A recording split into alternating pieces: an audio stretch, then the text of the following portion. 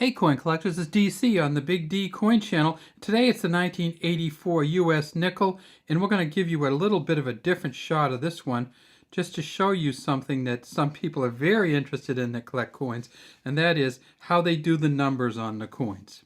When they first came out with the Jefferson nickel, they had a special kind of 4 that they put on it. And here's the last of those special 4s. It's from 1948. And you see it's a wide 4 with a little tip up on the end. And then you see, if we look at this 1984 4, it's a skinnier 4.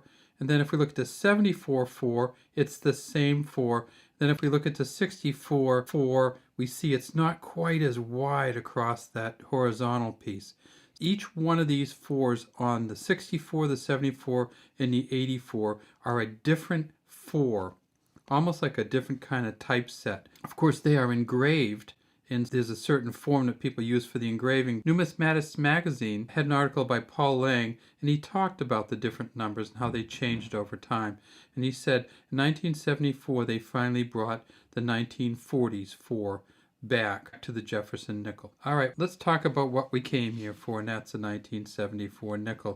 The 1974 nickel, there were 3 different 1974 nickels. There was the Denver Mint nickel, which is the one right over here. Let's get a better view of that one. There was the Philadelphia Mint nickel, which is this one with no mint mark. And then there was the San Francisco Mint nickel, which I don't have, but it would look something like the 84. This is a deep cameo 84, and there were some deep cameo 1974s. It would have an S on it just like this.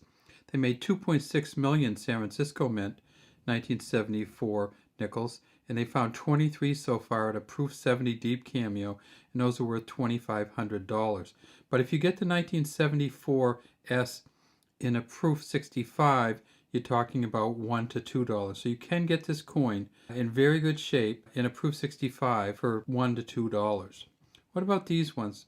If you get the 1974 Philadelphia coin in really good shape, the best one they found so far is a Mint State 67 with full steps. And we'll take a look at the steps in a minute. It goes for about $4,500. If you get the 1974 Mint State 65 with steps something like this, but not so scratched up, it would go for about $90. So a full steps Mint State 65 worth a lot of money from Philadelphia in 1974. What about the Denver Mint? Well, the Denver Mint, they made $277 million. There is a Mint State 67 that's worth about $1,750. And if you get it down to a Mint State 65, it's worth about $20. You see, this is pretty close to a full steps version. A lot of times you'll take a dent like that, and that won't take away from the value too much. In this particular coin, though, we have some other dents around, so this is probably not a Mint State 65, but if it was the Denver Mint, it'd be worth about $20. These coins are 75% copper, 25% nickel. They weigh 5 grams, and they're 21.2 millimeters in diameter. In looking at that 1948 nickel, one of the things I started to think about was the U.S. has made coins for other countries. San Francisco Mint's made some for Australia. The Denver Mint has made some for the Philippines. And here's a 1945 Denver Mint coin from the Philippines. It says United States of America on it because at that point in time, the Philippines was a protectorate of the United States of America before they achieved their full independence. You see that it says United States of America, has the eagle, has a sign from the Philippines here, and a motto from the Philippines down underneath. And you can see it says Pilipina right here. And then way down here you see the D from the Denver Mint. This was not a nickel, however. This is a 20 centavos coin from the Philippines. You see it says Filipinas right here.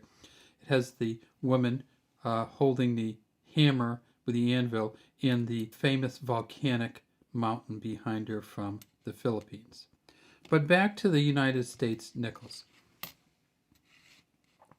If you're looking for these nickels and you're trying to get some in pretty good shape, one of the things you can do is get the uncirculated mint sets. In the uncirculated mint sets, they'll have a Philadelphia nickel, they'll have a Denver nickel, and they'll have all the other coins from Philadelphia and Denver from that year. In 1974, they made almost 2 million uncirculated mint sets, and you can still get them for under $10 frequently.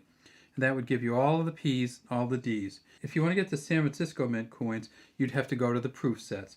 In the proof sets, they made 2.6 million, and those are still worth under $15 usually. So you can get really good, valuable, high-quality coins by getting, in 1974, by getting this, the 1974 proof set, and or by getting the mint set from 1974, which would have both the Philly and the Denver coins in it.